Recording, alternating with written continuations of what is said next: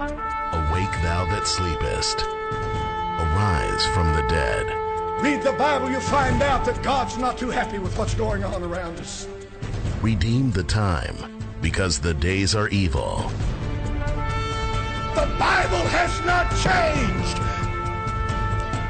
Boldly proclaim the restoration and preservation of Christian values in America. Satan has brainwashed a whole nation. As goes the church, so goes the nation.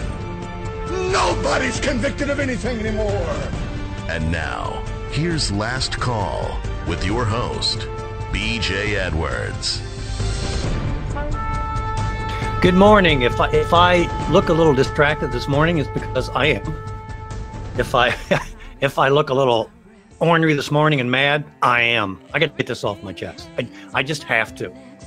We're going to have 2 years of this. We've got to be able to do something about it. Good morning, brothers and sisters in Christ and fellow Earth travelers. Along with Mr. Anderson, we have three incredible guests, by the way, on our show today. You're listening to and we're going to talk about what you might be able to do to stop all this madness. Brought to you by the Speaking of which, last week, Trump lawyer Michael Cohen confessed to all America that the devil our call-in made number him. if you wish to participate is 614-423. And the devil, of course, is none of it. Jared, I don't know whether you can hear that or not. Our show can be accessed on the mmunited.org website if you happen upon us by chance. I'm your host, B.J. Edwards, and this is my world. I'll bet that's Tim. I bet that's Tim trying to call in. Anyway, where was I? Oh, yes, I was talking about the devil made me do it, Michael Cohen. Then on Thursday evening, and I have to watch this because of the show. It's because of what I do. CBS News starts the news off proclaiming to all the world that the White House is frantic. Danger, danger, warning, warning. The government is shutting down. Stock market is down, and everyone is leaving Donald Trump's employ. And after all, America did elect Satan, right? The king of hell, the Antichrist, who, according to a recent article, is actually jealous of Jesus and hates Christmas parties because Jesus, not Donald Trump, is being worshipped. Jealous. That seems to be a word the mainstream media likes to use a lot. And we're describing a man who actually defeated the invincible Hillary, the world's smartest woman, who was destined to follow the world's smartest man, Barack Hussein Obama, into the White House. Yet this zealous businessman, incompetent, self-grandizing, lying, exaggerating idiot, actually, and fairly I might add, won the presidency of the USA. Did I say jealous? Here's some headlines. This is incredible. Andrew Cuomo, this is from August 27th of 2018. Andrew Cuomo claims Trump is jealous of McCain. Another headline. This is from April, same year. Readers sound off on Trump versus Amazon. Trump is, jealous of Jeff Bezos. Trump, jealous of Kuwaiti ruler's plane because it's bigger than his. And before the president even took office, headlines, Trump is jealous of Hillary. I can remember going to downtown Columbus after the election, and there was a lot of protesters there. And the problem then is the same problem now. It's their unwillingness to accept defeat. Donald Trump won the election. But what we're seeing in America is press, the government, deep state, education, anybody and everybody trying to do whatever they can to keep this gentleman from performing his duties. And it's really a shame. It's really a shame. We need to let him try to do his job as versus predicting he can't. By the way, faith in action. John Kasich in Ohio overrode the heartbeat bill here. And if you go to BJ Edwards' Facebook page, and please do, go there and contact Senator Glenn Holmes and Senator Frank LaRose. We need to get this back on and override that veto. John Kasich is just ridiculous. And I predicted before, I think a couple years ago, that he's going to end up running for president of the United States, but don't be surprised if it's not as a Republican. Today, we're going to talk about the family. Y'all remember the famous phrase that the Clinton campaign strategist James Carville coined during the Bill Clinton's successful campaigning against George Bush? It's the economy, stupid, right? With regard to his election. And indeed, that was the focus. But we've come a long way since then. Whether it be Bill C. or Obama, Trump's economy. What about Ronald Reagan, by the way? We've made a quantum leap in terms of the economy. And trust me, folks, it's not the economy, stupid. It wasn't then and it isn't now. It, my dear friends, is the family. And that's what we're going to be talking about today. We've got 3 incredible guests this morning. I just can't get over the fake news. It just anyway, the 3 guests this morning, we're going to talk about the family. And the goal of the program today, we want our listeners and America in general, regardless of their religious affiliation or lack thereof, made aware of the incredible importance of the family. And by family, I mean the natural family, one man blue, one woman pink, and a lifelong committed monogamous relationship with their biological or adopted children. I don't know. That takes care of that. It takes care of that. Sorry about that. I think that's probably Tim trying to call in to be my guest. You got him? Okay. Sorry about the the confusion. The purpose of the program will be to first define what the family is, then show how it works best and the critical nature of its internal structure.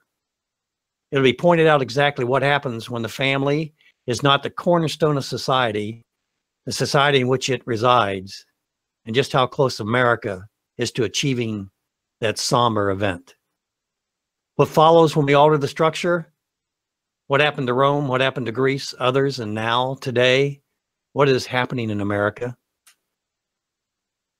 What's developing in America? Did I say developing? Actually, I think that we in America are about to give birth, and it ain't going to be pretty. Your baby's ugly. Yeah, I hear you. I do that a lot.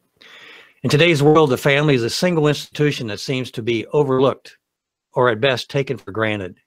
When we look at our nation and sad state of affairs, everyone talks about families, but for the most part, they do not really think to support the idea in their daily walk. That has been going on for centuries in America. It must stop. I think one of the biggest questions that needs to be answered is, what is the relationship between the family and the other institutions of influence in our society? Government, entertainment, media, educational establishments, business, and last but not least, the church. Is our emphasis in the right direction, or do we have it backwards? I can remember when I was bringing my children up, when they needed religion, when they needed the Bible, when they needed to learn how to pray. What did I do? I sent them to the church. And when they needed to be educated, I sent them to public schools. Yeah. Well, guess what happened? I didn't raise my children. I let society do it. I let today's church do it. There could be some problems there. For way too long, I farmed out my responsibilities, and I think Americans have farmed out their responsibilities to these other institutions. Most parents expect the government-run schools to teach their children instead of taking that responsibility for themselves. We pay educators to do that. That's the basics that I think we need to cover in the terms of program content today, although I'm always open for suggestions, always. So in summary, if the radio program is successful today, then at least 4 events will occur. America and our listeners will know what a real family is, and especially its natural structure. You, the listener, will have learned both historically and present day the critical importance of the family. History, by the way, is the story of families. No families, no history. How do you think we got here to 7.6 billion people from Africa or wherever it decided we came from? And we are deciding that it was one man and one woman. How did we do that? How could we have done it without the family? Lions, tigers, and bears, oh my, a lot quicker, a lot hungrier than we are. Well, most of us. You should have working knowledge of a real family, how important it is. You will hopefully have already internalized that information. We need you to become an appreciative fan of the family and start actively rooting for the family plan. Finally, and most importantly, as a new family fan, you will not just start rooting for the family, but start defending, encouraging its growth. Insist that the rest of society place the family in a prominent place in society. We're in a public opinion war, folks, and we're losing miserably.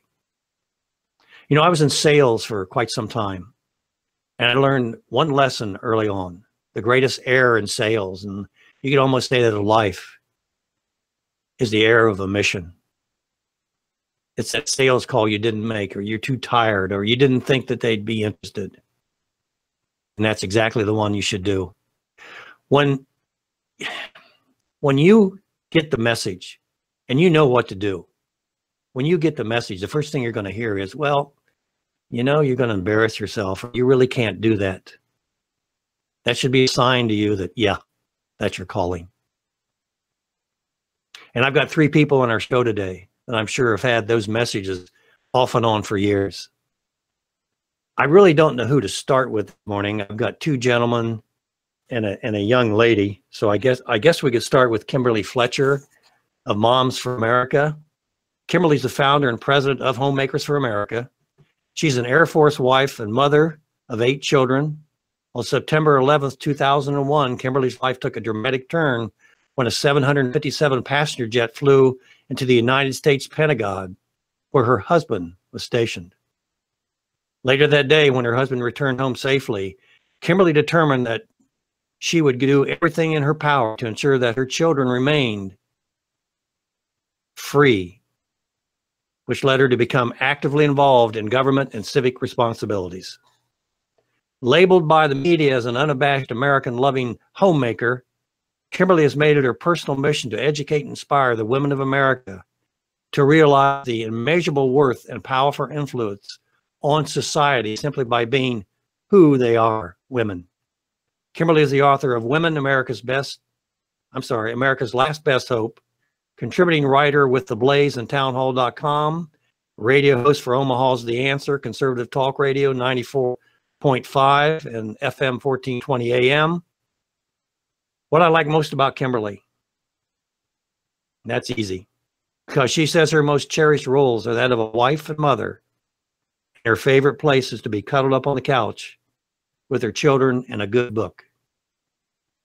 Kimberly, welcome to Last Call.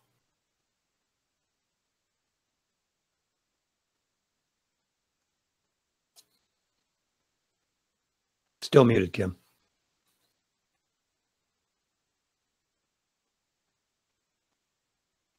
Okay, there we go. Hey. It's an honor to be here this morning. Thank you very much. Thank you very much.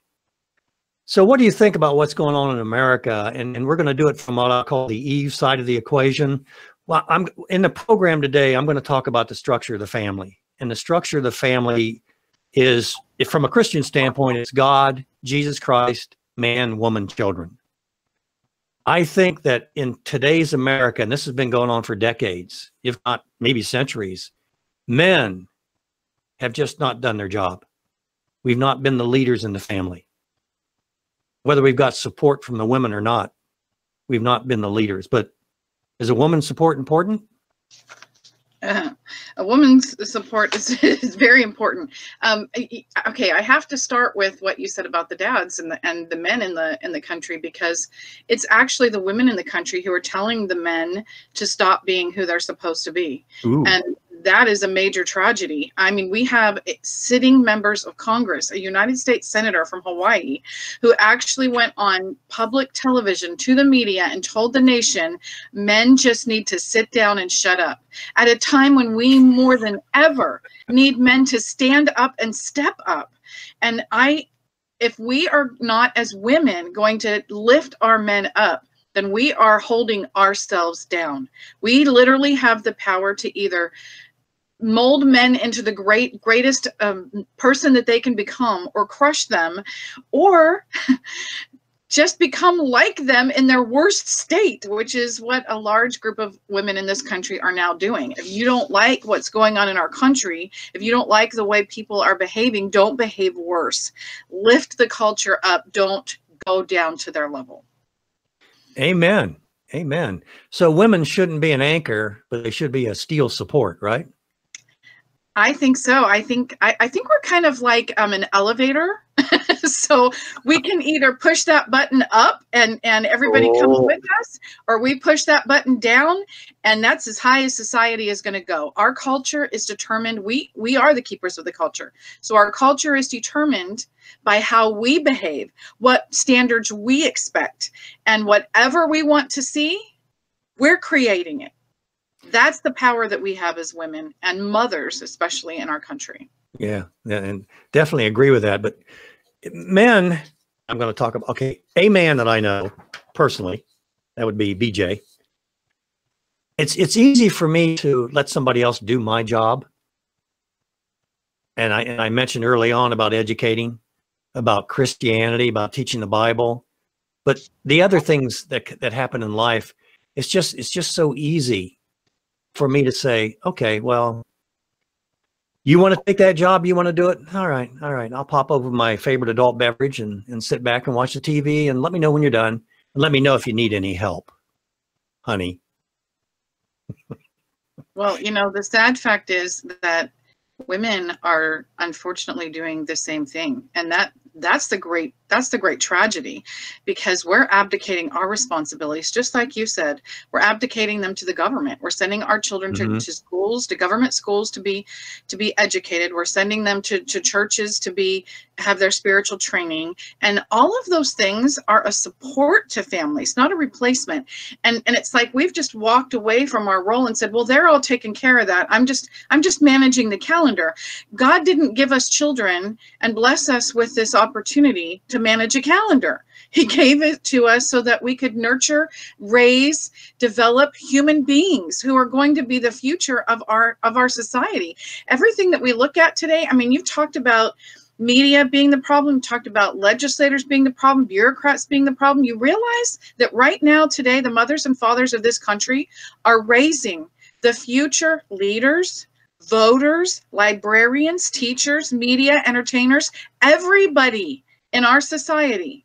And here's the thing, is that the destroyers of liberty, those who would destroy everything that God created in this beautiful venue of the United States of America for liberty to prosper, everything he created, they have been targeting while we've been ignoring it. They're going after our children.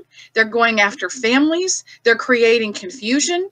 They're going after churches. They're replacing our history with lies. They have been doing this while we're over here doing what?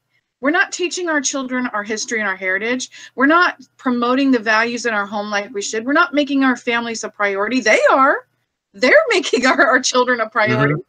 We need to be doing the same thing. That is how we will save this country, by going back to the foundation of what this country was founded on. And it was founded on families, not a government. Those families created a government to support us. It did not create a government to replace us. Yeah, somebody's going to have to raise that child, and it might as well be the mother and the father. Yeah, that'd be a good start.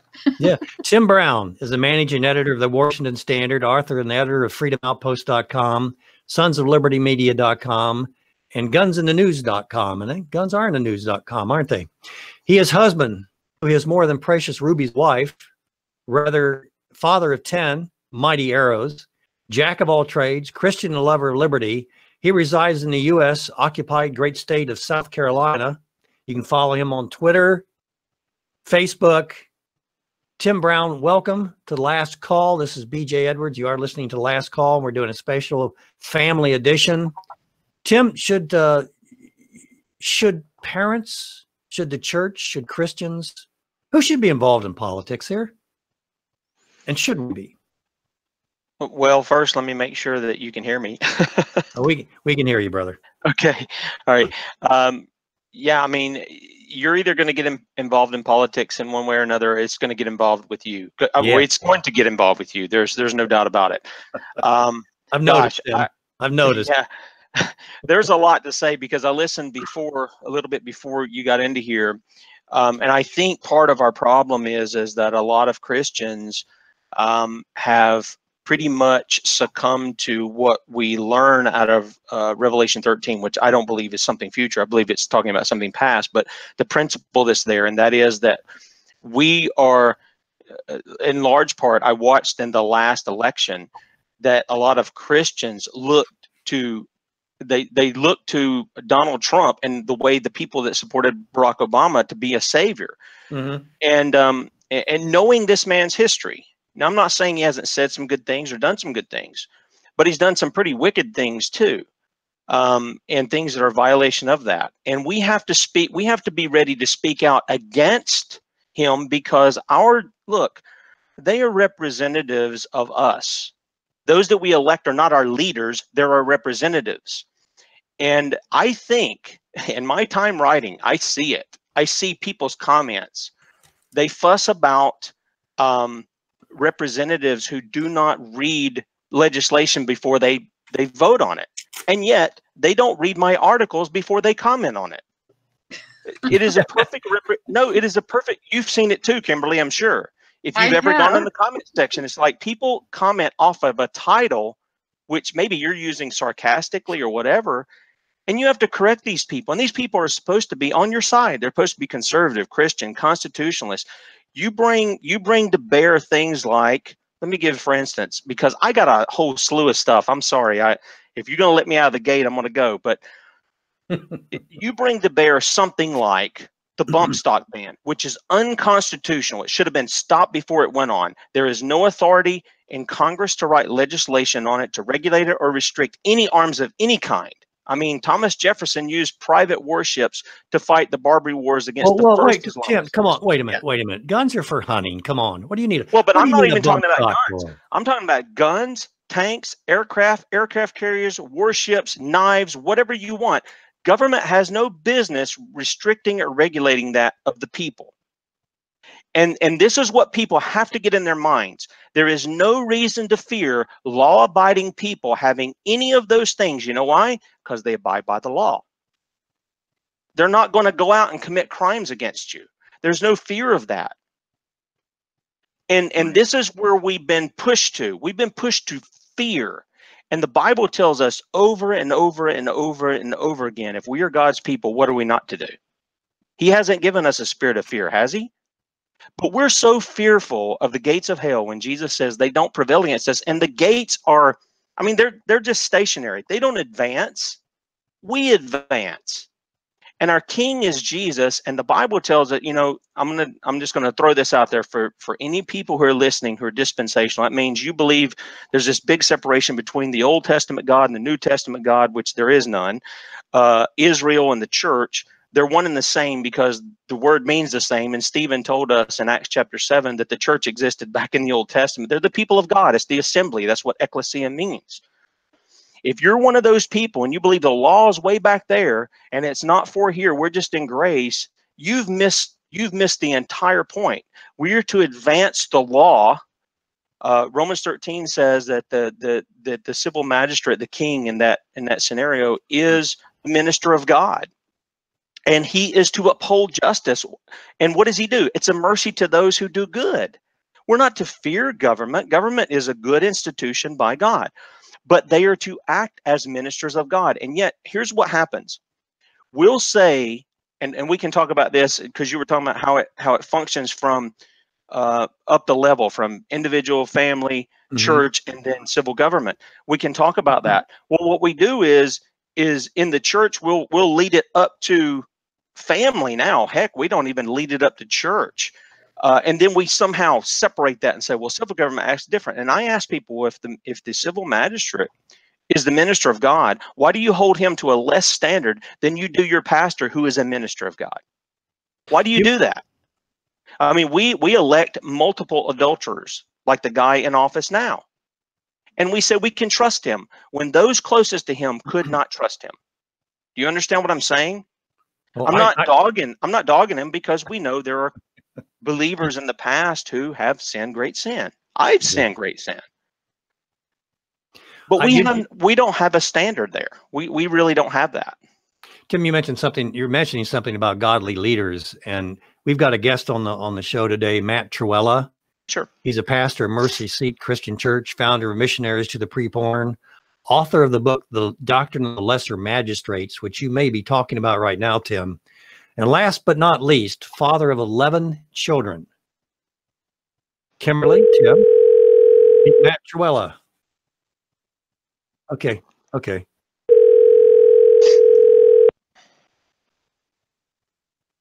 He's an hour behind us, so it might take a while to get to him.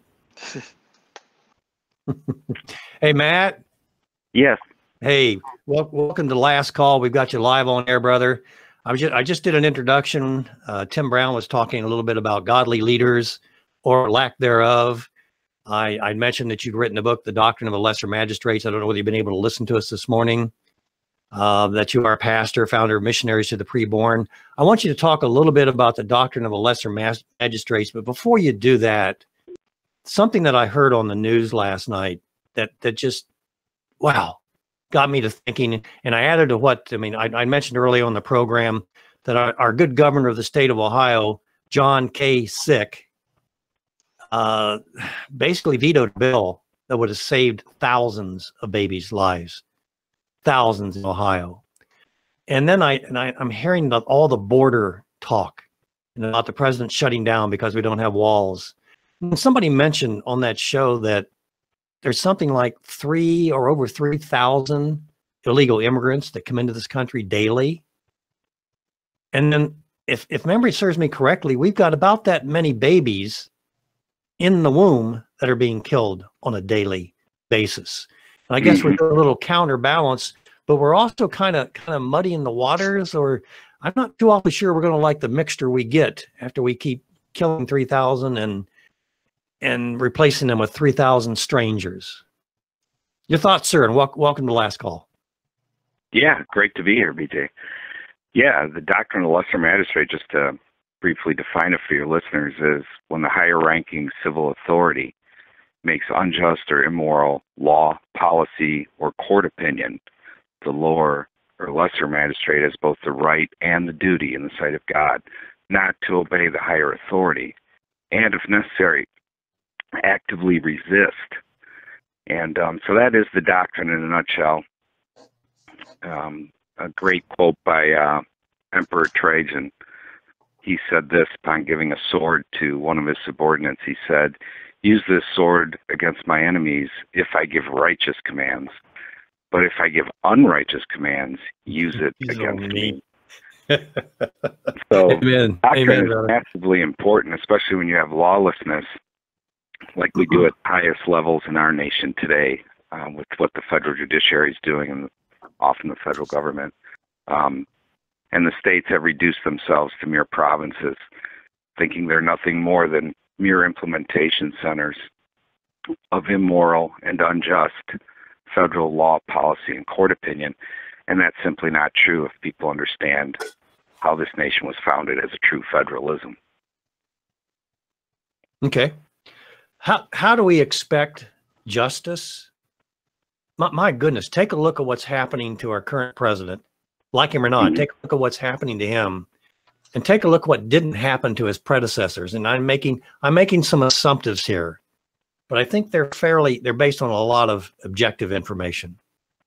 How do we get? I have people that say that I talk with that say, well, we need to get a new constitutional amendment, or we need to pass this law or that law. And my goodness, Matt, if we don't obey them, if there's no force behind them, why do we even have that? Why do we have a constitution, for crying out loud? Right. Yeah, and the root problem of all this BJ, is the fact that we have thrown off the law of God as the objective standard by which to judge whether a law is just or unjust, moral or immoral. And so, as a society, as a culture, we don't have that objective standard anymore. And once you remove that standard, then the state is free to do whatever they want to do. There is no standard to judge what they are doing, and therefore the people can't as readily see when the state is acting tyrannically. So this thing's going to continue to break down. I'm talking about our nation. It's going to continue to fall apart as long as we continue to reject God and his law. Question for all three of you. And as you were speaking, Matt, I'm thinking, where the Spirit of the Lord is, there you find liberty. There you find justice. And when you don't have that, you're left to the mercy of man's nature. And I think we're seeing that more and more every day. And that's what concerns me more than anything else, is the nature of man and where this could end up. And for some reason, I think about the French Revolution and how bad that got, because they took God totally out of the equation. But I'll open this up to the table, to Tim, to Matt, to Kimberly. How do we turn this around? Before I let you answer, I think the key comes through the family. Families are where you learn right and wrong, where you learn traditions.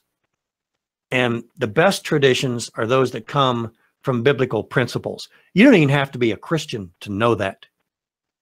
People know, I mean, you have Joe the plumber.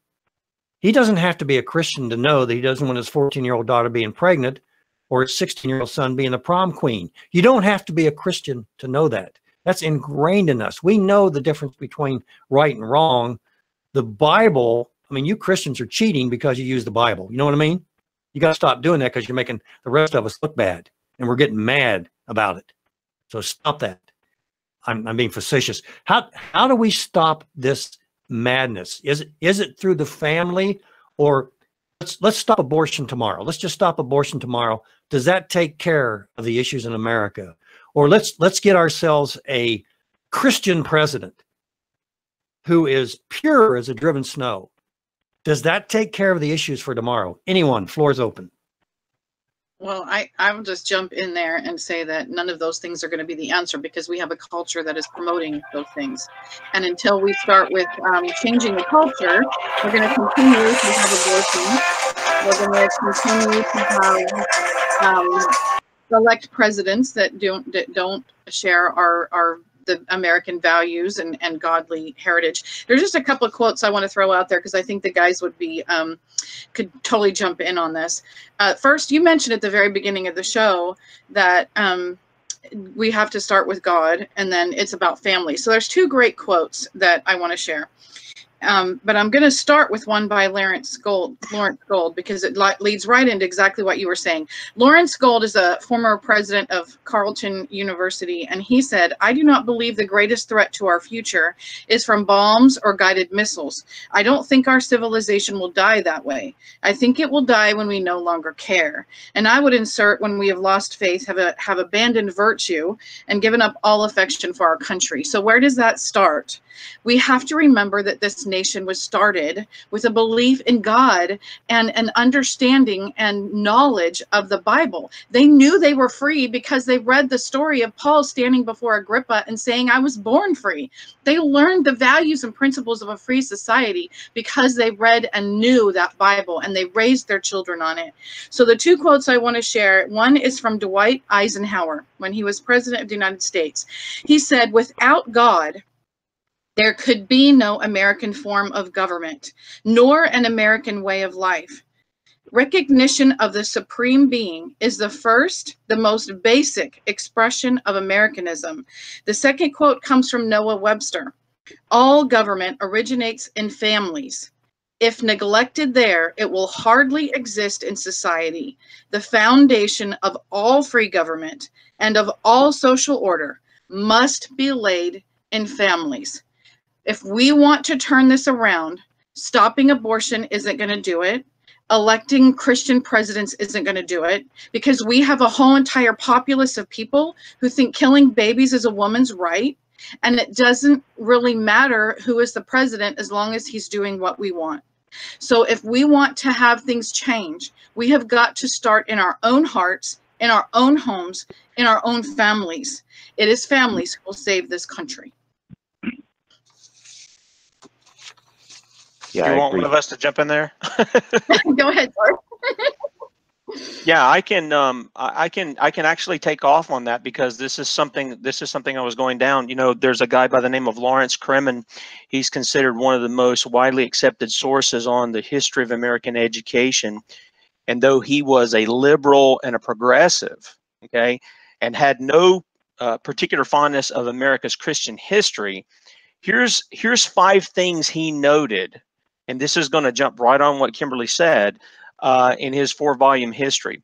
Number 1, the Bible was the single most important cultural influence in the lives of Anglo-Americans, and it formed the core of American literary and moral education. Number 2, the household or family was the principal unit of social organization and, quote, that most important agency of popular education.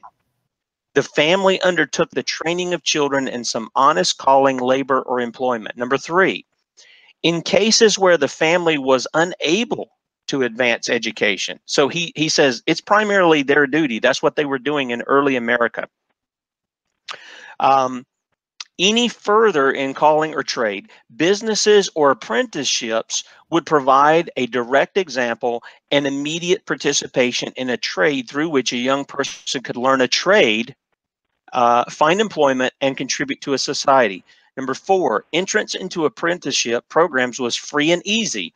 Unlike in Europe or Britain at the time, there was high demand for skilled laborers and an absence of guilds that monopolized and controlled labor. No informers, no legal obstacles, no statute of artificers, no fees, and no property restrictions. And number 5, additionally, there were private night schools for working adults to improve their English and vocational skills. Now, that's a liberal and a progressive, okay? Seeing that, and at the foundation, the first thing is the Bible was the single most important cultural influence in the lives of Anglo-Americans. And what did that look like? What did that produce? Well, obviously it produced a society. It's not to say it was without crime. It's not to say it was without sinners or any of this stuff. They had their problems too. But as a society, they were not depraved like what Kimberly's pointing out about our society.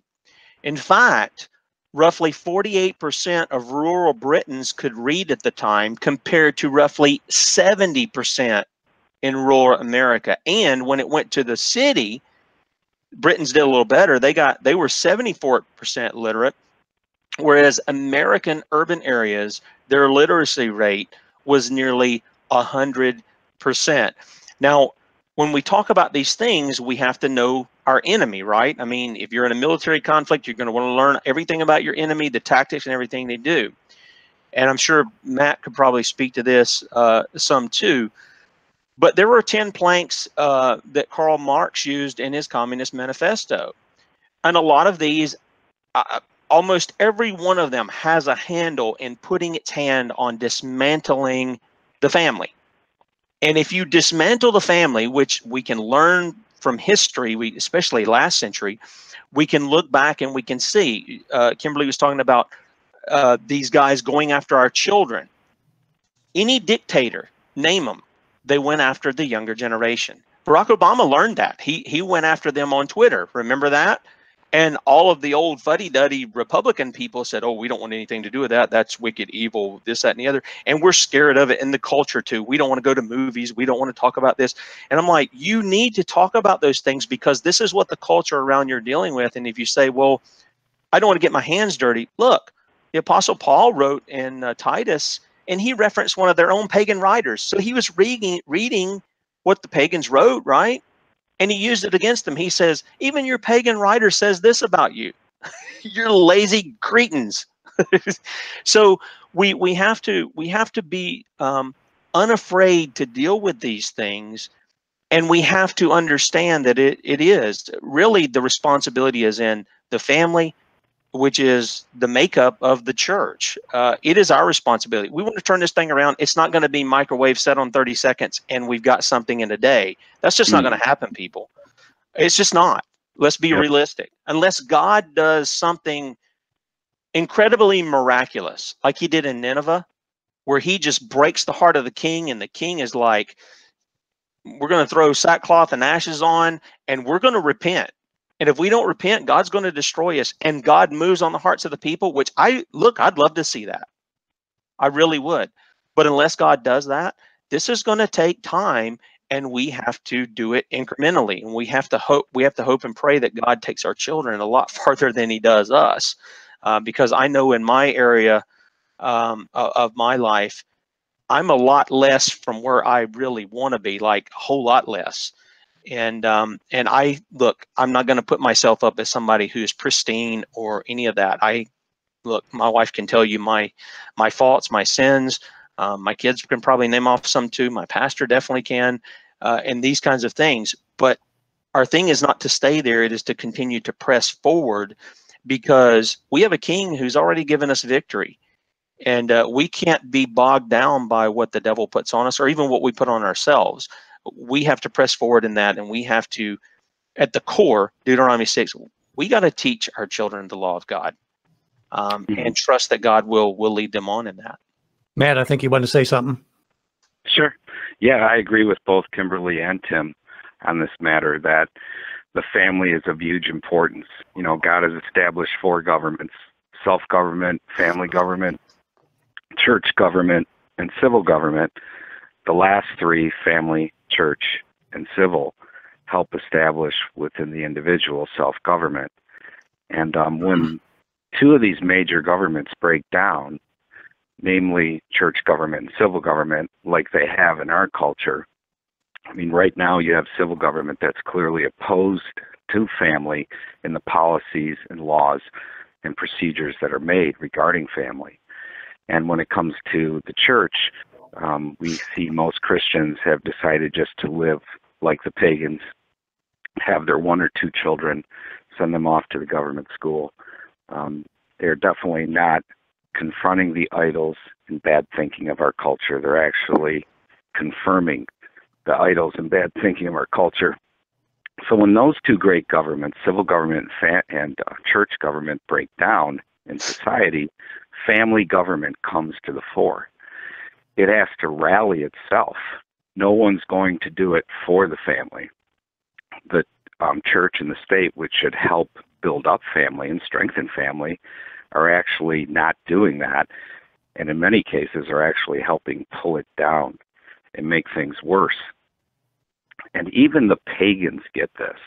And there's this guy named Philip Longman. He's a massively well-known and well-respected demographer. He's a secularist. He's a statist. He's written for the Council on Foreign Relations, which is, of course, an organization consisting of the cultural elitists of the world, bent on implementing their statist social engineering plan through public policy. And he was actually commissioned by the CFR to publish a paper addressing the plummeting birth rates throughout the world, especially amongst the industrialized countries like America. And he had sobering news for them in his report, and that was simply that people who are religious and who take their religion seriously are outbreeding them. And he concluded by saying this, quote, "As secular and libertarian elements in society fail to reproduce, people adhering to more traditional patriarchal values inherit society by default." In other words, what Longman is saying is the family is the counter-revolution to what the statists and elitists of the world have tried to produce. People actually living a father, a mother, a husband, a wife, children, living as God intended becomes the counter-revolution within society. And I agree fully that we need to look well to the ways of our home and strengthen our families, because you are on your own. You must hold your family dear. You must protect and cherish your familiar relationships. You must sacrifice and show diligence to build your home and family. The state isn't going to help you with that. They're at war with you. They're at war with Christ. And the church isn't going to help you because they're busy emulating the world. I mean, most churches now exist merely to affirm Christian suburban lifestyles.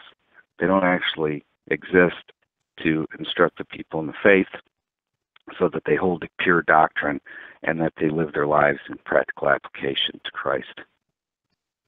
When you're talking, Matt, I was thinking about Rome and how they started reducing the number of children in the family to the point, and it's kind of like a play what I was talking about earlier. We're losing 3,000 babies a day, and we're bringing in 3,000 strangers. Well, I think the same thing was happening in Rome, that they weren't necessarily aborting, but they weren't having those children.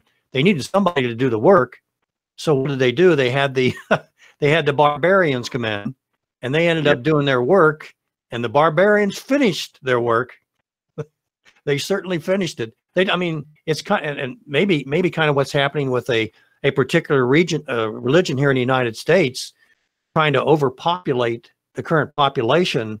And once that starts to happen, then's when you lose it. And here we go again. They do that through the family. Yeah.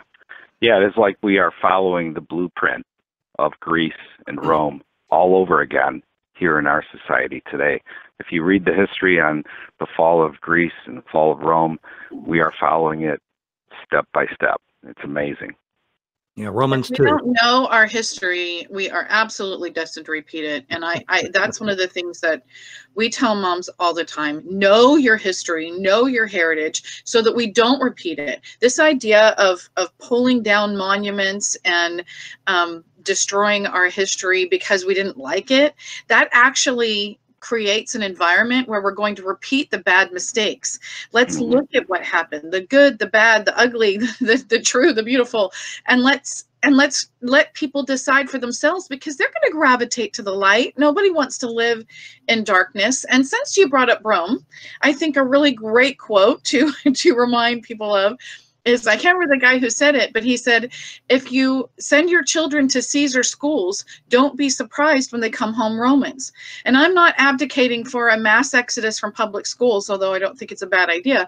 But I think that we need to understand that home is the fortitude. It is the foundation. We don't send our children outside our doors in the winter without coats and hats and gloves. So why are we sending them out into the cold world without being prepared with the armor of God to face whatever fiery darts and storms are going to come their way?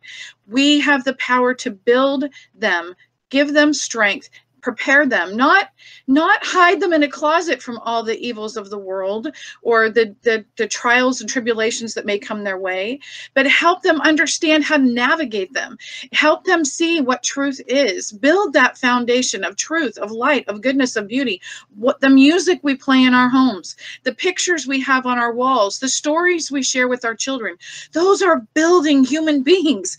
We are creating what God started with life. And we are molding men and women to be the future leaders, the future citizens of this country, of this world.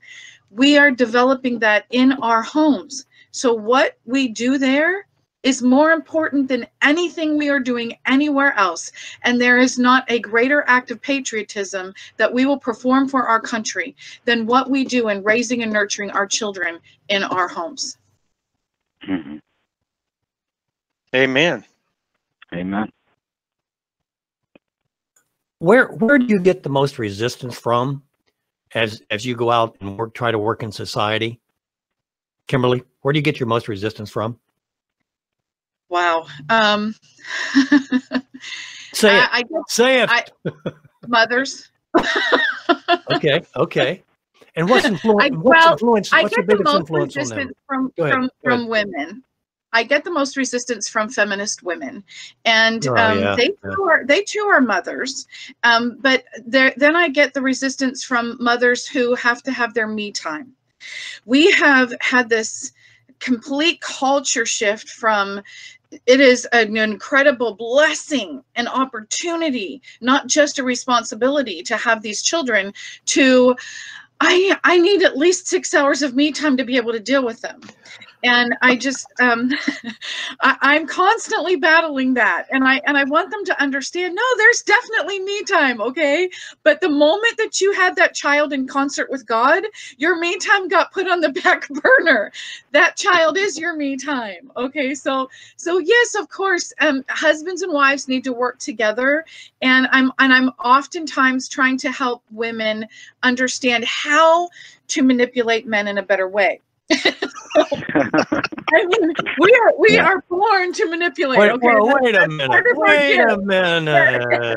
What are you saying there? we can lift men up to be the best that they can be and help us, or we can treat them like you're not helping me. You're the horrible person. And women need to stop reading these romantic novels and watching soap operas because it's ruining your marriage. I'm just saying. Whoa. Wow. Big time. You have me speechless, Kimberly. You have me speechless. I don't really know how to respond to that. Maybe because I'm going, have I been manipulated all these years? Yes, sir. Yeah. Yes, you have. You have. Reminds me of the only. There's a power within us, and I think we need to teach our girls this. And this is this idea of victimhood that we're perpetrating on our girls. That you are always going to be a victim. You're always going to be subject to men. You're never going to get anywhere because they're always going to roll over you with their patriarchy. That is setting up our girls to be constant victims and failures. And that's the exact opposite is true. Our girls, and I've worked really hard to help our sons to understand that your sisters, they are princesses who are going to be queens, and you need to treat them that way. But at the same time, I'm telling my daughters, these are princes who are going to be kings in God's kingdom, and you need to treat them that way. So you can help them be the best that they can be, or you can hurt them and tear them down. Men are naturally fight or flight. So we as women need to work on hey, let's stick with me and let's fight with this together on the same team, fight the good fight. Realize that the enemy is not each other, but the devil who's trying to rip our family apart. And then you're on the same team, and your children will see that, and the whole family will be on the same team. There will be problems, there will be disagreements, but if you are aligned with God first in your life, then you are going to be equally yoked and be able to navigate through all the difficulties of the world and your marriage and your family situations, which are getting worse and worse and worse with the world attacking us.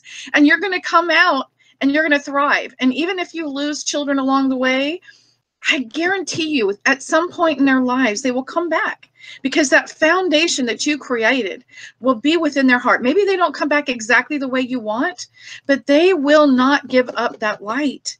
It will still be deep within them. And at some point in time, that light will just beam forward, and they will realize that that's the light of God and truth in their family. All of that is laid in home. So when I say that women are natural manipulators, it's a positive thing. It's a positive thing.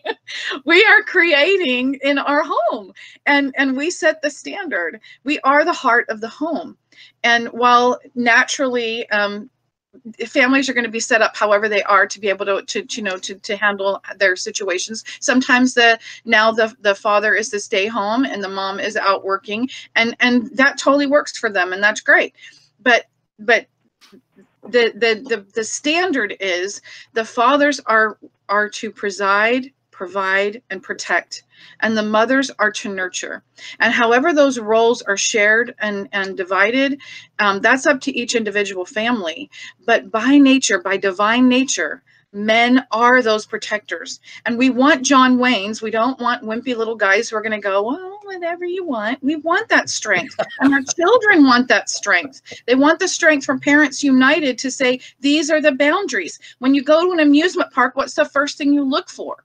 You look for the boundaries on the lines, because you're looking for order. God is not a God of chaos. He's a God of order. And that order should also be in our homes and our families. Yeah. And I think what Kimberly said about the manipulation thing reminded me of the Big Greek Wedding movie, which people told me I had to see. And I was like, why am I watching this? But it did have one really good line where the father, the patriarch of the family, had decided something, and the women folk get together. There's like 4 of them, and they're like deciding what do we do in this situation? And one lady's like, well, he's the head, we just have to submit. And this other old woman says, well, the man is the head, but the woman is the neck. And the neck helps turn the head. I must have laughed for 10 minutes because I thought, yeah, that's exactly right. And this whole matter of meism, that's a huge problem in our culture. And it's, sociologists say some sociologists use the term atomistic. We live in a society now which is all about the individual, and family is denigrated into the ground. And so we do have this huge problem where, as a pastor, I run into this countless times. 3/4 of divorces are initiated by the woman now, and overwhelmingly, the reason for it is they don't feel happy in their marriage. They think there's some greener grass on the other side of the tracks.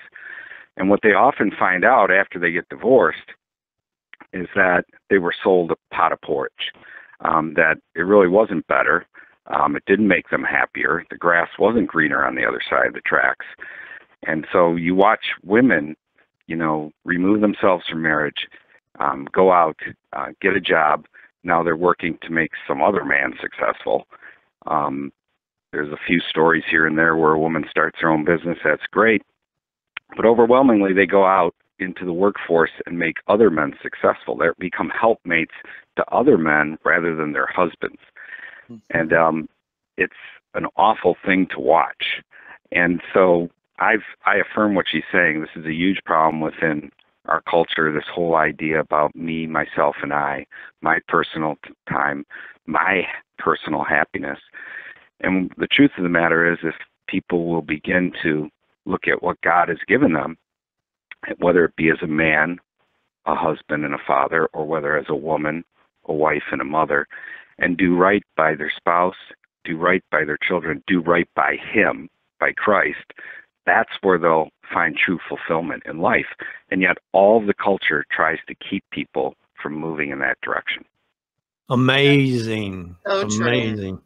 Women have influence, men have authority. If you give me a choice between those two, do I want the authority and responsibility, or I just want to be the neck and have influence?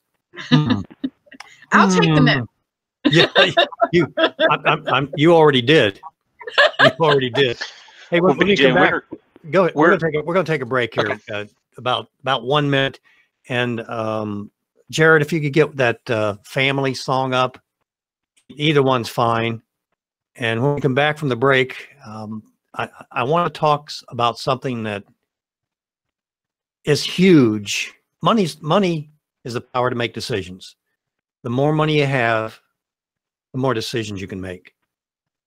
And when we come back from the break, this is BJ Edwards, last call. When we come back from the break, I want to talk about taxes and their influence, not just on the nation, but on the family as well, maybe even on the church and those other areas of influence.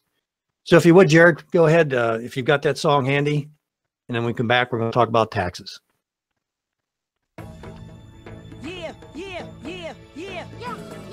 Family, people, monsters, lions, bears, dinosaurs, mice, chickens, aardvarks, all coming together. Yeah. Let's sing together. Yeah. We are family.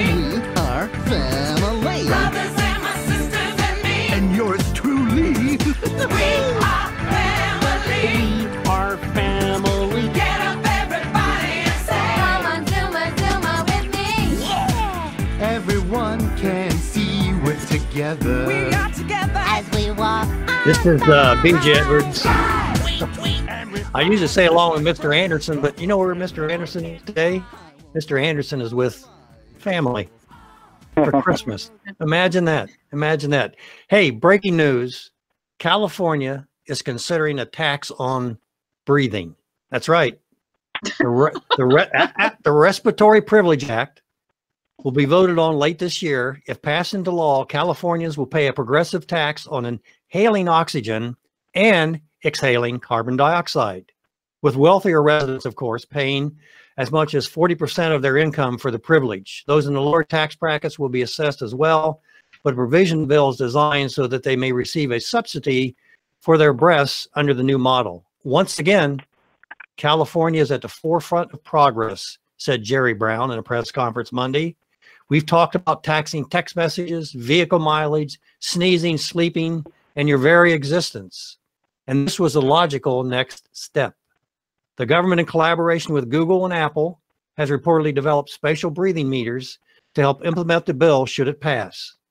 If passed, Californians will be required to install breathing apps on their current communication devices with these mini monitoring devices to be in possession at all times to ensure accurate measurement of the amount of the air they're using, to assure the accurate amount of air that they're using and the subsequent pollution of CO2.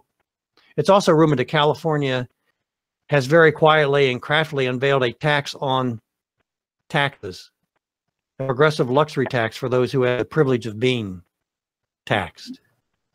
A tough subject. I thought I'd try to lighten it up a little bit before we get into it. But it is, taxes are just incredible in terms of influence. I mean, everybody spends a lot of money trying to influence everybody else. Advertisers, Super Bowl advertisements, politicians, the billions of dollars they spend. And we, the taxpayer, are paying for all this. January of next year and the following year, we are going to be paying for one political party through congressmen and senators to basically run a political campaign for 2 years that's going to run into the millions, if not billions of dollars. Money is power to make the decisions. How does that affect the family? When in World War II came around, Mama went out working. Well, when Mama come back, some businessmen said, you know what? If we can keep Mama and Dad working, we could make some money. Let's do it, let's say in the housing industry. And the rest is history. Open floor. What do you want to talk about in terms of money and families, folks? I just want to say thank God for California to show us insanity. Right. You cannot make this stuff up. I mean, Yes, you can.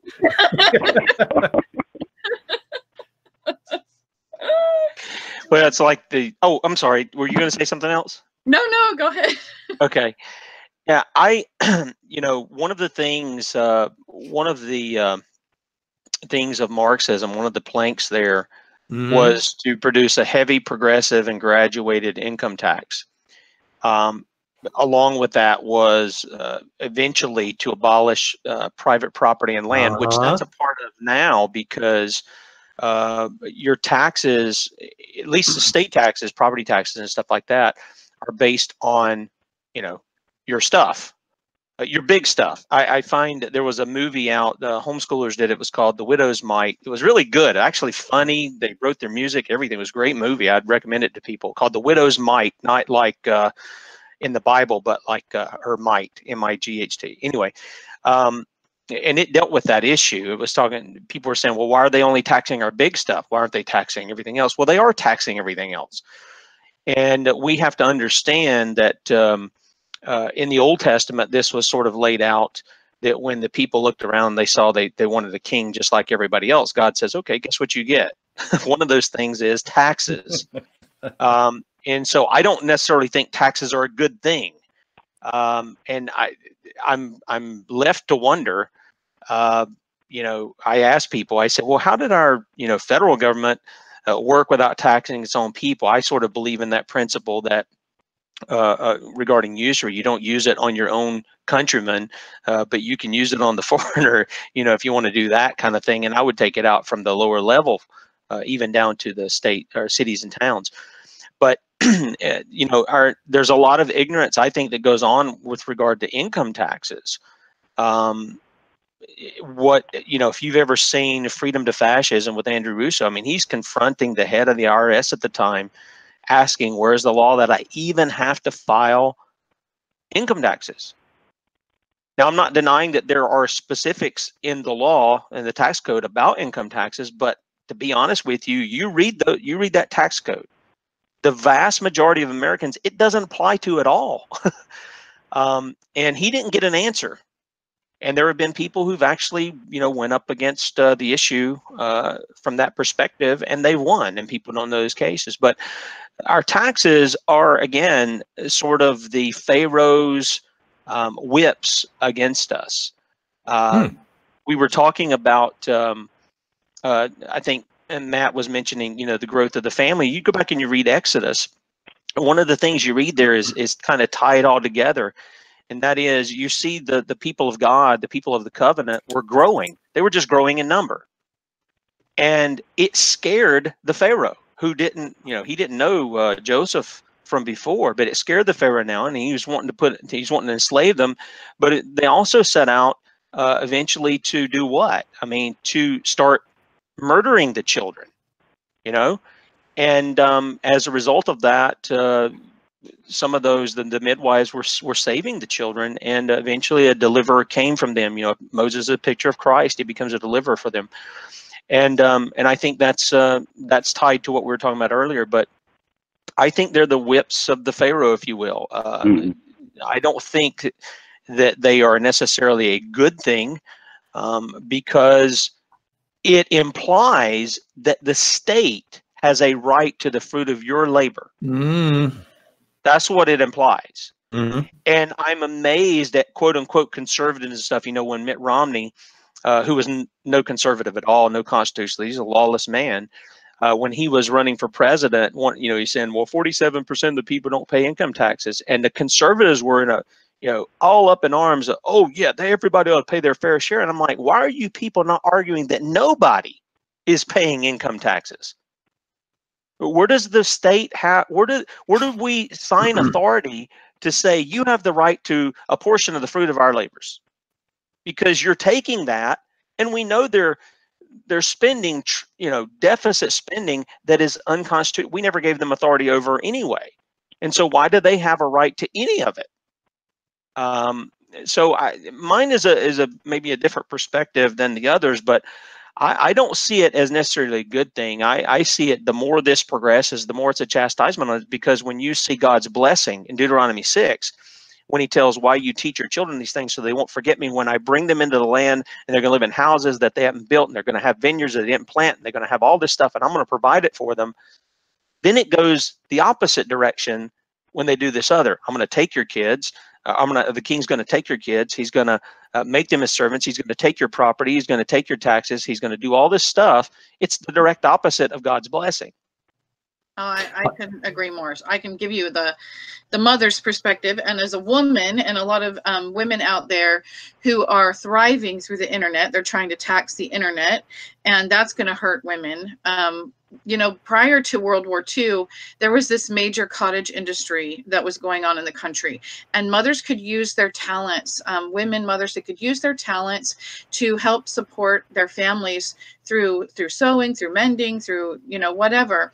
Well, when the internet came on board, probably about 5-10 years into the internet, when things like Etsy and all these things started to come up, now women have the ability to do that same thing again. They can create cottage businesses in their own homes, still keep their families a priority, and they're doing really, really well. And so the government sees, oh my gosh, there's this free thing out there that we need to be getting money from. And they're always trying to find whatever they can to take money from.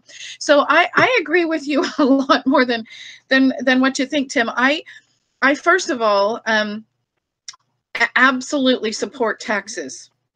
However, I absolutely am against income tax, and property taxes are the most immoral tax that you could possibly imagine. I mean, you never own your property.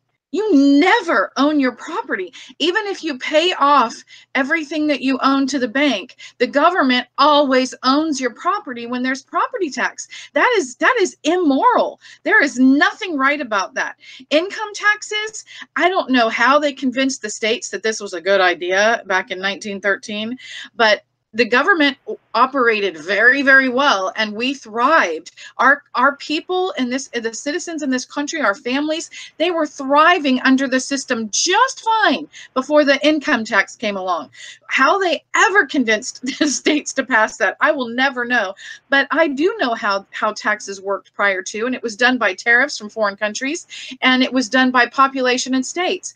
The states would pay a certain amount of money based on population to the federal government for the operation, minimal operation of the federal government. We have now completely turned this upside down, where it used to be, you know, the federal government was coming to the states. If they ever wanted anything, they would have to come to the states with their hand out and say, please, sir, can I have some more?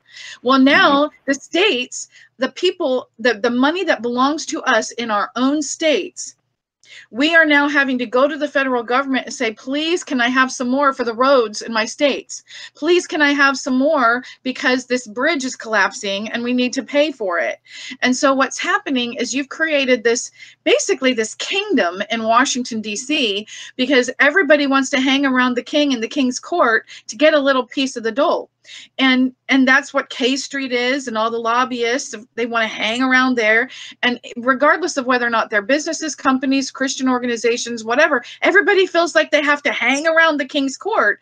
And the more that we allow that to happen, the more that we look to Washington to solve our problems, the more problems Washington's going to create in an effort to try and, quote, save them, help us save them. So I am for abolishing the 16th and 17th Amendments, giving the money back to the states and giving the power back to the states where it's supposed to be. A perfect example of this too, one is Obamacare.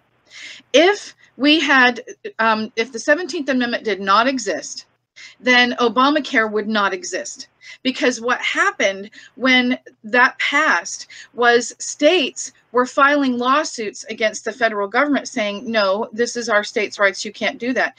They were actually filing lawsuits against their own United States senators who were supposed to be representing their states. If they were appointed, all they would have to do is a member of the legislator or the governor would pick up a phone and call that senator who had been appointed by the state to represent the state in Washington as a part of the union and say, rein it in or you're coming home and we're going to replace you. The 16th Amendment gave the President of the United States way more power than was ever intended, as well as Congress. The President of the United States, when Barack Obama was president, he issued an order across the country to every school in the country. You will have a transgender policy that creates a bathroom in your schools so that transgender children can have a place to go to the bathroom. He had absolutely no right or no authority. No president has any right or authority to do that. All the president can do is bribe and blackmail us with our own money. Our tax dollars are going to Washington, D.C. in a federal bucket for the purpose of education. It actually costs anywhere between 3 and 5 times more to take the money from the federal government than it does to just say, keep your money. Because we have to hire so many attorneys, and our schools have become so top heavy to have legal aid to tell them how they're allowed to spend the money and to make sure that they're filling out all the paperwork right and educating our children the appropriate way. So you want to know how taxes are hurting families? They are making it impossible, not just improbable, impossible for families to thrive the way that the American government intended us to thrive. We don't want to succeed because we're afraid to succeed. We don't realize, we think that getting a tax break at the end of the year with getting some of our money back, we're thanking the government for getting our own money back. That's money that we could have been using. We don't even think right anymore.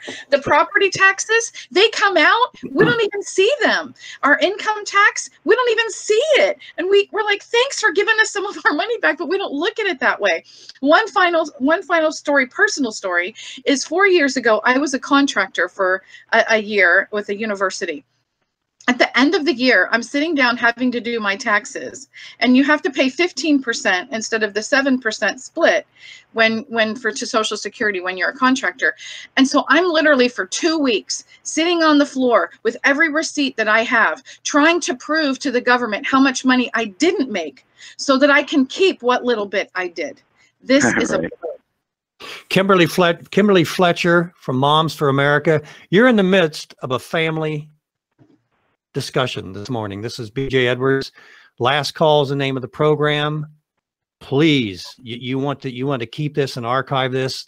One of the problems that I have with my guest, and it's obvious, overflowing here, is you all read way too much. You know what I mean? You really do. You need to stop that. You're making the rest of us look bad. Matt Trewhella is pastor of Mercy Seat Christian Church, founder of Missionaries to the Preborn, Doctrine of a Lesser Magistrate, and Tim Brown, managing editor of the Washington Standard, author and editor of the freedomoutpost.com. We're in the midst of a discussion about money. Money.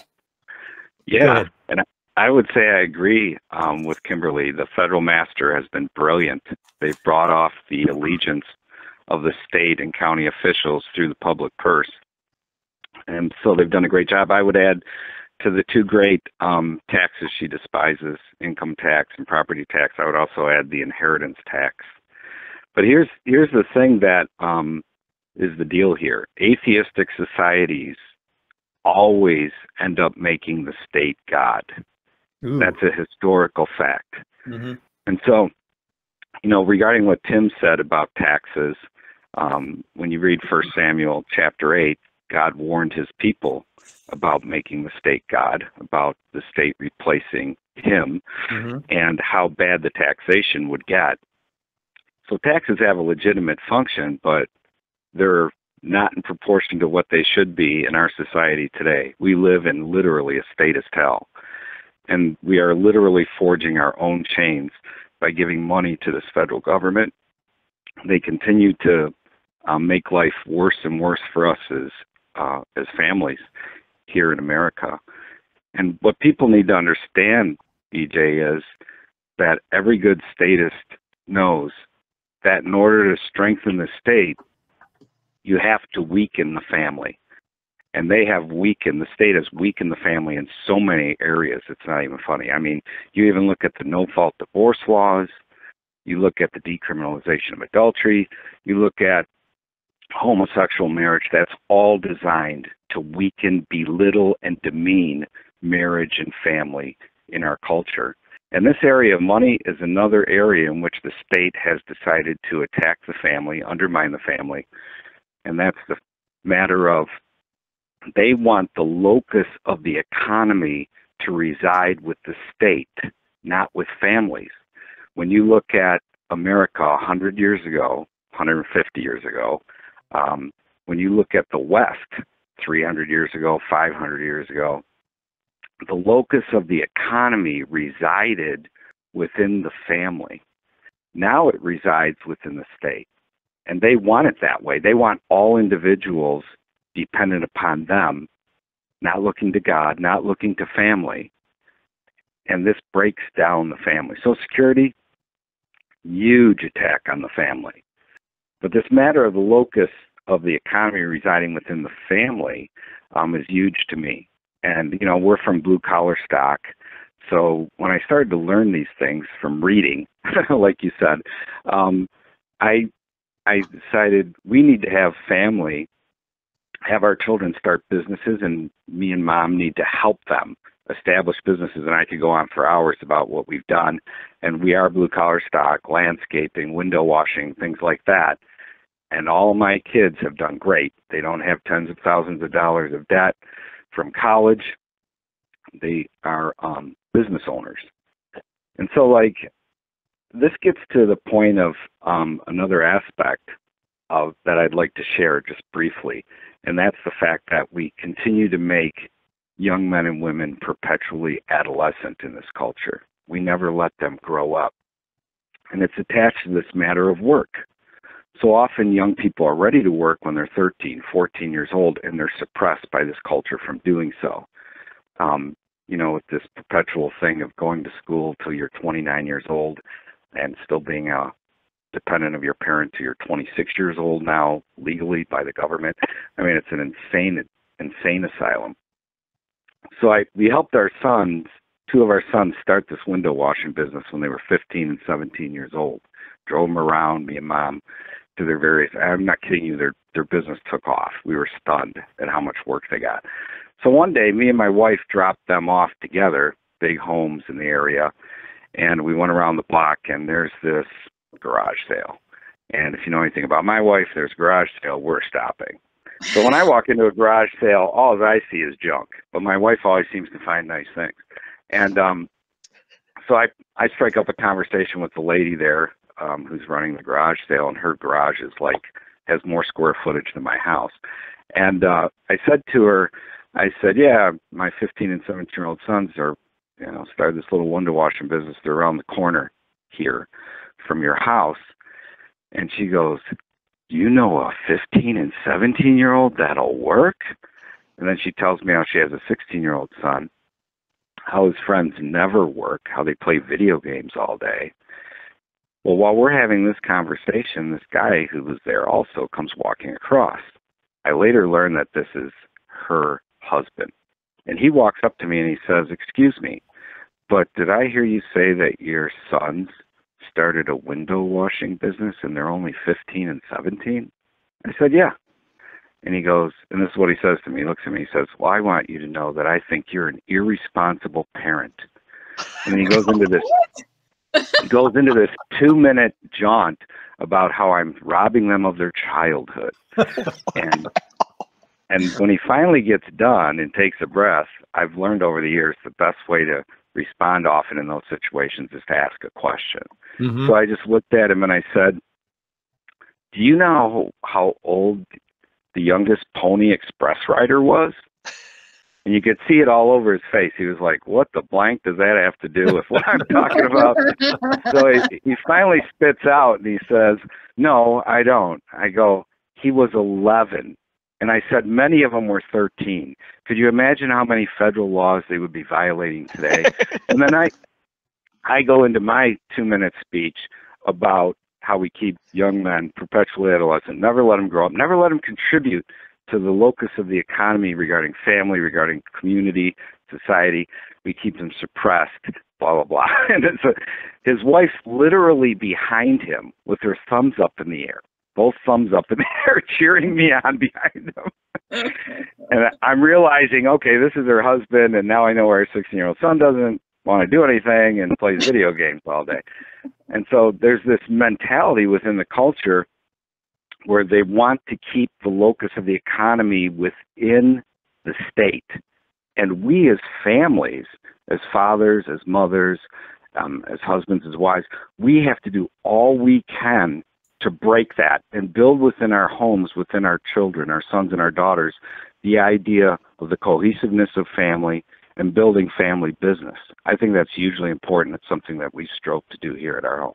Outstanding. By the way, a couple thoughts came to mind. Number one, to me, the family is the greatest form of Social Security. And I think that's the story you're telling here. Secondly, we're talking about now think about this, we're talking about making slaves out of children. They can't do anything for themselves. They won't do anything for themselves. And the master's going to come in and say, okay, guess what? Time's up. You're mine. I own you. And yet they don't know how to work themselves out of that situation. Those are great points, Matt. Incredible points. Yeah, I'd like to add something to that.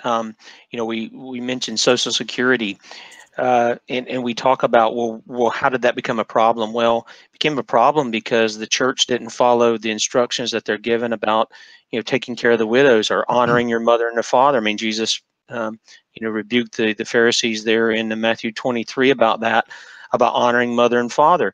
And they didn't want to take care of mother and father, so they said, "Oh, the state's going to do it. Oh, that's grand. That's great."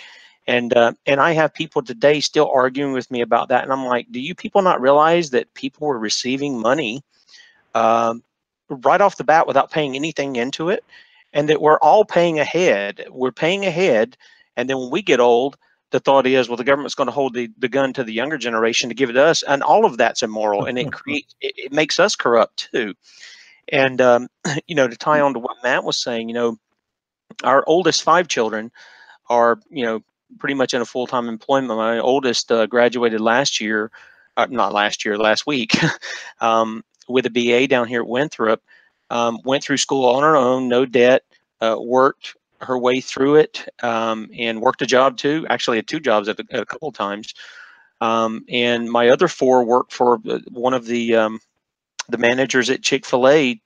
Goes to our church, and they all work for him. And you know, I go in, and there are several employees in our church there at the same store, and they just go, "Man, your kids are a joy to work with." That's no reflection on me, but they have a good work ethic, and they go in and they realize, look, I'm getting paid to go do my job. I'm going to do it the best I can. Sometimes it's not maybe up to par to wherever they want, but they keep striving for that. And you know, they have goals of their own. My oldest boy who goes there, you know, he wants to play music. God's given him a gift of music. He wants to use that for the glory of God. And I'm like, your sister just got a job over here at a coffee shop, and they have nights where they pay like $180 for a guy to come in there and play guitar for 2 hours. I'm like, what? How do I learn to play guitar? Because that's good money from my perspective.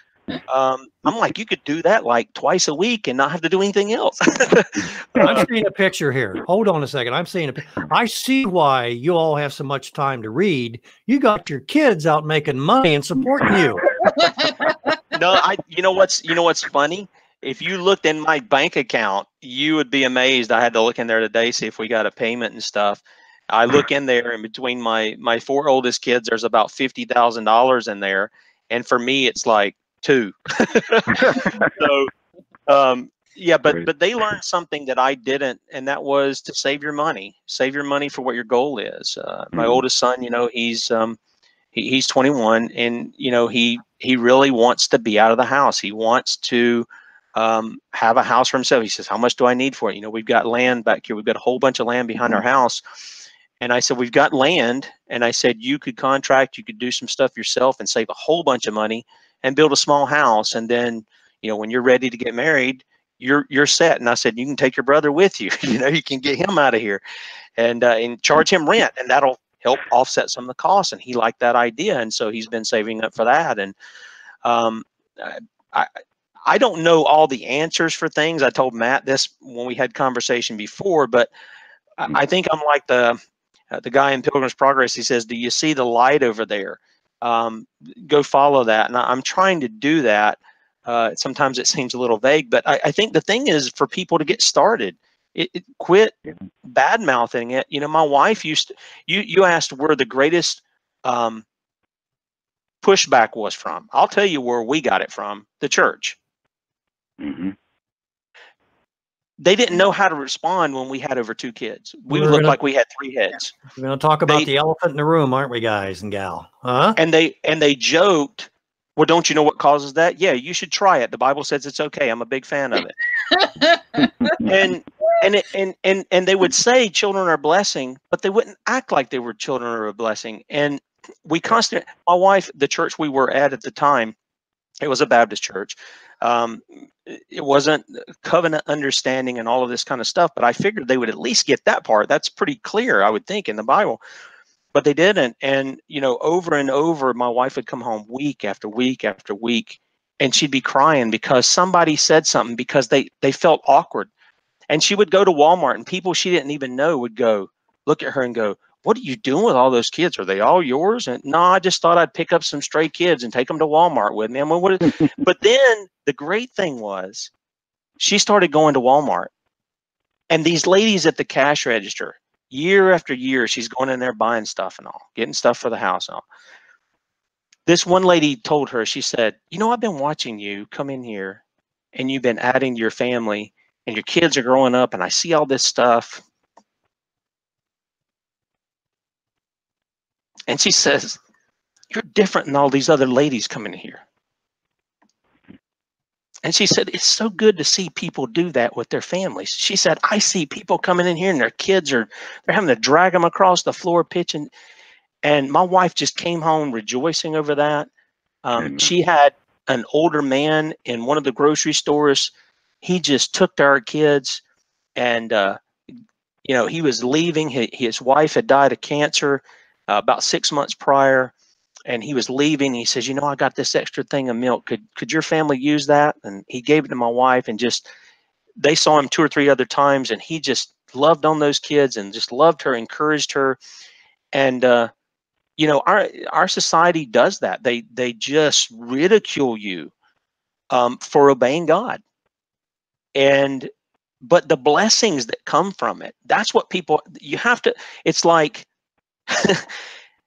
I think of Jesus. He looks to the cross and what's coming there, and having families is nowhere near any of that. It's not a humiliation or things, but sometimes you're humiliated by the world in that.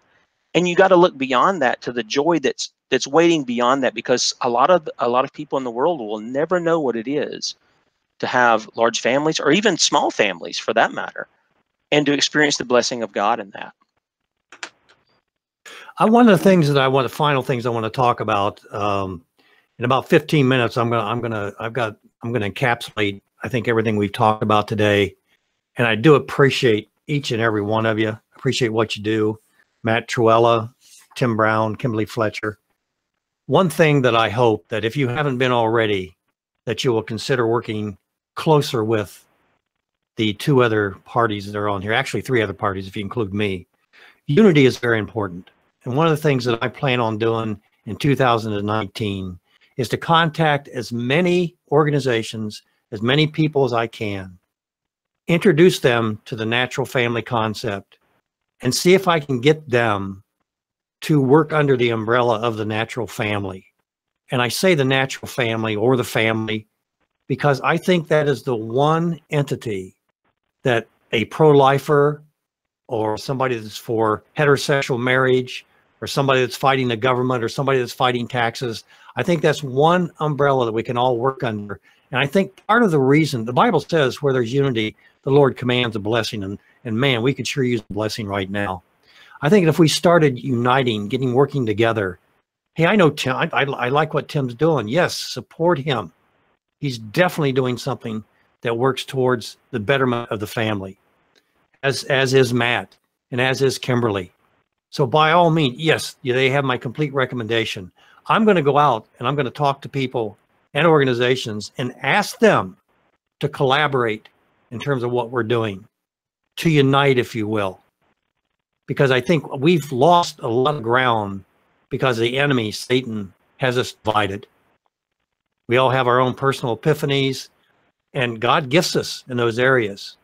But I think like the hand, the eye, the mouth, the feet, we all need to work together in one body.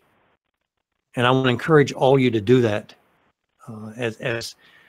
As 2019 approaches, and as we get to it, we're going to need something, because this nation is going to have such a dark cloud over it. There's going to be so many, we're already getting it now, but there's going to be so many negatives. Not just because you're a Christian, just because you're living in America and Satan doesn't want you to be happy, nor do a lot of other individuals and groups. So that's why I want to preach about unity. And in the next 10 minutes or so, Matt, I hope you can think about working with Tim or with Kimberly. Oh, absolutely. I love everything you guys were saying. I need to get their contact information. This is no, I'll supply that. But this should be Matt and going on. I've carried some of Matt's stuff over on the websites. Yes. Yep. Well, and I'd like to take this whole entire conversation has been incredible. I want to post it on all our platforms and push it out there. This is something that we're launching from a really good place. I just want to spiral from what you said about unity, because I think those of us, all of us on this call, who've been involved in this fight, have seen the destroyers of liberty. You go on any one of their websites, pick an acronym, NEA, whatever. There's plenty of them, and they are all touting the same things. They're promoting the same causes. They're pushing the same agendas. They are absolutely unified like some kind of molecule. And those of us who are, freedom-loving Americans who are promoting freedom, we're very individualistic. We don't all agree, but we can unite together on the things that we agree on. We don't have to agree on 100% of everything. I have worked with all kinds of people who I don't agree with on maybe 80% of the issues that they support, but on the 20% that they do, I will work with them and say, well, let's get this done. So as a military wife and someone who has studied lots and lots of years of history, the way that you conquer is to divide. And the devil is in he's in a mass effort to conquer. And he can only do that when he divides. So we specifically, especially as Christians, and I will just share, Missy Robertson came on my radio show last year before she came on the Mom's March. And I asked her, what was the big pushback that you received? Because I thought she was going to say it was from, leftist liberals, whatever you want to call them. And she said, no, it was from the Christians and the hunters. And I said, what? And she said, yeah, the hunters were all over us because they said that we were just trying to, that we weren't really hunters. We were just trying to take advantage of the idea that we were hunters. And the Christians were attacking us because they said we weren't real Christians. We were just out there trying to make a buck off of our Christianity, but it was all just TV, and we were making a mockery of it. And you said something earlier that's really powerful. And Sarah Palin said this at our Mom's March last year. When her daughter was on Dancing with the Stars, people were making fun of her for her daughter being on Dancing with the Stars. That's just so absurd. And she said, we need to be in the culture. The culture is what drives our politics. It's not the other way around. When we walked away from Hollywood and movies, when we walked away from the entertainment industry, when we walked away from the media, when we said all of that is just the devil, then the devil was there. When we walk away, there isn't this void that just sits there. The devil fills the void. So we need to be out there and infiltrating the culture in a positive way. And I think all of us are trying to do that. One final example that I want to throw out there, because this is one that I tell moms all the time. Good God-fearing Christian women need to get over themselves.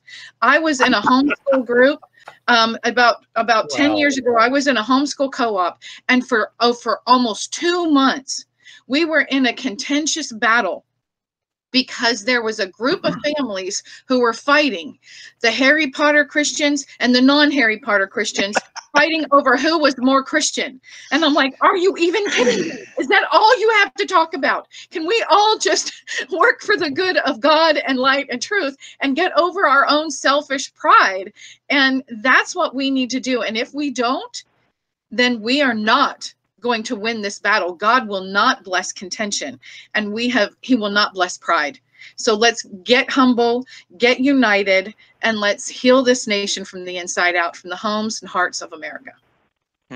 Amen. Well said. Can I jump in for a minute? This is Mr. Anderson who's with us today. He's my regular, and he's with family. I'm with family, and my chair is empty in the studio, but I'm here in my brother's house. I haven't seen him for quite a few years, and my mom I haven't seen for a few years, and it's been all about family this weekend for me, or this week. But I'm a guy that got into this fight by mistake, and my battle started standing with a brother who we thought the church was the problem, and while I'm standing in front of the church with signs criticizing the lack of action of the church in our culture and asking for their influence, Lord's pointing at me saying, hey, you got a family.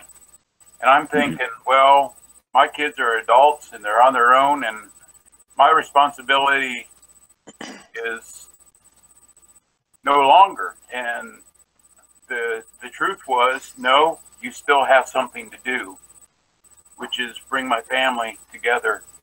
When I'm listening to all you speak, I mean, this is an incredible show. This is a classic.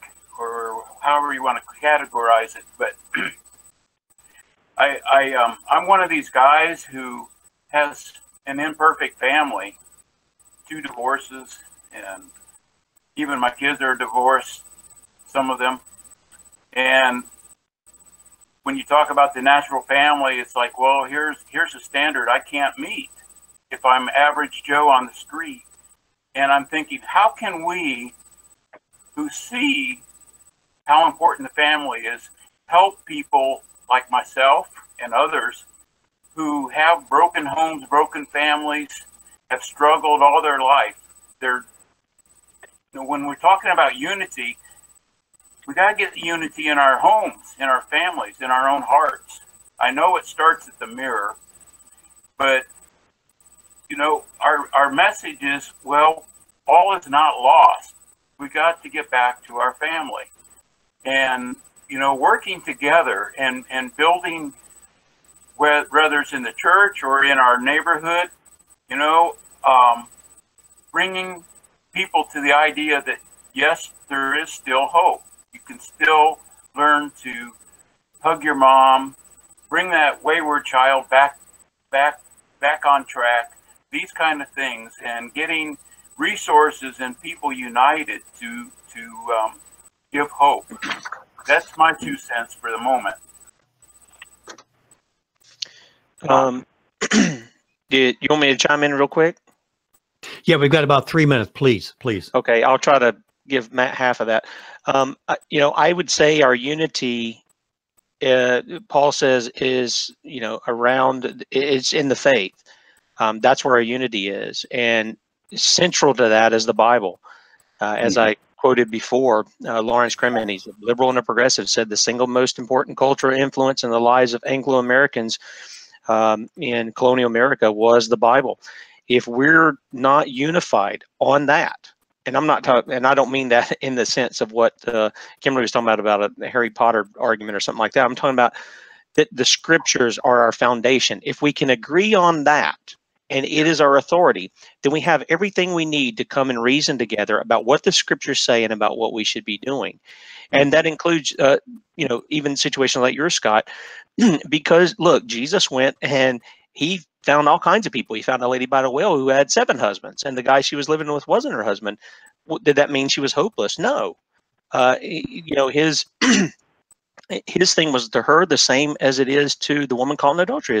Go and sin no more. Start doing what's right. So wherever you find the light there in the scriptures and you see it and God opens that up your eyes, head towards that light. Start doing what you know to be right, because when we don't, James says, then that becomes sin. So I think our unity has to center around one thing, and that is the Bible is our authority. If we have that, we can reason out and fix our problems from that. I agree. Yeah, absolutely. And that is what Tim just said is so fantastic. I really can't add to that. I always just think of the word concord in regards to these matters, that we're in harmony together. And we are in harmony together precisely because we have as our standard Christ and his word. So I'd simply end by saying civilization grows out of familialism. In other words, family is the foundation of society, and it's massively important given the environment of our culture and nation at this time that people put a lot of effort into their familial relationships.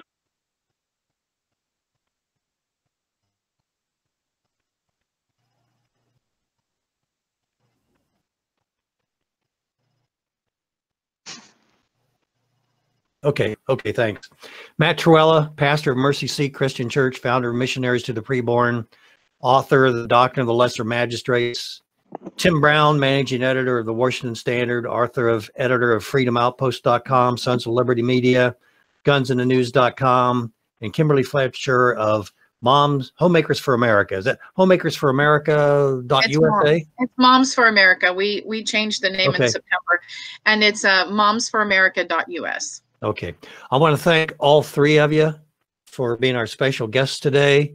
You're welcome to mute yourself and stick around and listen to what I'm going to say for the last 15 minutes, or you can hear it on playback.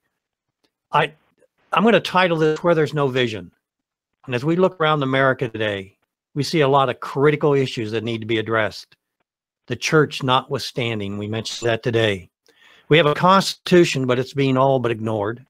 Our financial structure is a mess, and we have tax systems that enslaves the citizens. Morally, we really have to scratch our heads. It seems that with the introduction of the pill, many saw fit to claim what they considered to be their long-lost sexual freedom. Make love, not war was a cry of the 60s. However, this I'm okay, you're okay attitude, sexual freedom, has led to many unintended negative results. For example, no-fault divorce and sexual freedom might exonerate incompetent parents, but it certainly lays an undue burden on children. Then there's the non-traditional marriage. If one can marry the same sex, why not a pet or a pet-sized doll? Just as long as it doesn't hurt anybody. Given the newfound moral freedom starting in the 50s and 60s, today's diversity, we're now seeing the total destruction of not just our moral foundation, but our entire culture. That includes our border and languages as well. Headed up by a Middle East push for Sharia law. Did I mention the damage done by abortion, pornography, drug, child, spousal abuse? With monitoring sedatives in hand, Child Protective Services can now take unsuspecting children out of their natural parental environment and place them in today's sanctioned family, a modern-day institution that looks more like a crossword puzzle. In today's secularized modern family, we find single parents, multiple parents, no parents, unnatural parents, government parents, wife swapping, and we're even confusing our children as to their sexual orientation. So where does all this end? Or better yet, how does it end? Let's start with some critical facts. First of all, history, sociologists, and our prison systems all attest to the far-reaching importance of the family. If you want to destroy a civilization, then hamstring, cripple, and dismantle the family. Take an honest look at the Roman Empire, Grecian, and other former nations. And what you'll see first is the demise of the family. Then in turn, the end of that nation. If you want modern day proof of these facts, visit a local prison. Inquire about the inmates' past family life. Sociologists confirm all of this. It's undeniable. In other words, if you don't have a family, and we're talking about the original family, as nature's God designed and supports, what is it you really have then? Look at the Communist Manifesto or the Homosexual Manifesto. What are they trying to destroy? You're right, the family, because they recognize what we already know. When you take out the family, you've removed the foundation of the nation. Families are the glue that holds all cultures together, the cornerstone, if you will. It's where we learn and pass on our traditions. So let's review. Nations that ignore the importance of families and alter their natural structure, form, and purposes are doomed to destruction. When you take the man out of the middle, or you take the parents out of the middle, it collapses on itself. Rome and many other former empires altered and corrupted the natural family. As a direct result, they no longer exist. Lastly, and most importantly, the USA is headed the way of Rome and very, very close to repeating its fate. We realize because of over half a century of unopposed attacks on the home front, very few of today's family remain or fall into the category of natural category. My guess is today it might be 5%, 10%. We talked to 3 of those today. Every one of them homeschools. And every one of them, I would say, has a pretty healthy family lifestyle. That's why we are encouraging Americans to once again and by we, the Natural Family Foundation. And we're not a foundation, by the way, just that the natural family is. So when you hear Natural Family Foundation, think of that foundation, the family, one man, one woman. Get the husbands back in the leadership role. And women, what was the term we used? Manipulate your husbands to do that. Stop encouraging sexual experimentation of all kinds. If we value life, should we not value the natural marriage and hold monogamy in great esteem? It's been said that where there's no vision, the people perish. Our individual and corporate pursuits, we at the Natural Family Foundation would like to encourage all of our fellow laborers to approach their tasks with one thing in mind, a vision, if you would. That vision, how will what I'm doing affect the natural family? Wouldn't it be nice if our servants, our president, our congressmen, our senators, all considered that before they ever passed a law? In other words, will this law have a negative or a positive impact on the family? And if it has a negative impact on the family, you can't pass that law. How nice would that be?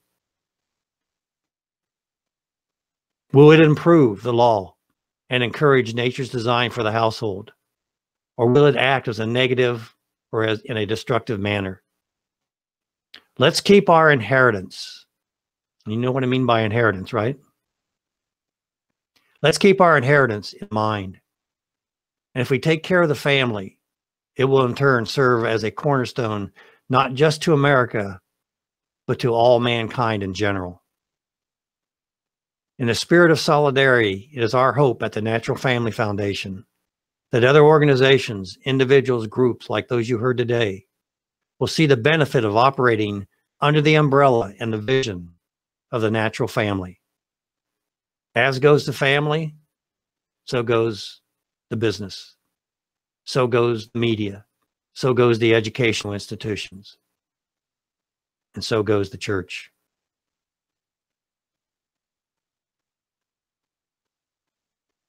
We will see benefits from doing this with the family. History, you see, as we said earlier, is a story of families. And the stronger the family, the greater the history. Amen. I really do want to thank our guests today. The synergy that was generated with the program today was more than I could imagine. I thought I put a pretty good program together. And as I listened to our participants and their hearts and the wisdom that they have, and yeah, they read too much, I'm just astounded. And I hope that you will take from this meeting that we had today, this family meeting today, you will take this and you'll spread this information out, expand it. We didn't cover all the subjects today. There's no way that can happen. But each of us is gifted in a manner that is designed to help not just ourselves, but to help others. We all have special skills. I want to thank Jared Heath for helping us put this together today, because without his help, we just wouldn't have happened. He's been a great producer for this. I want to thank my good friend, Mr. Anderson, and co-host, for calling in today, breaking into his family circle, as well as the guests today, for them calling in today. You know, families are the glue that hold all societies together.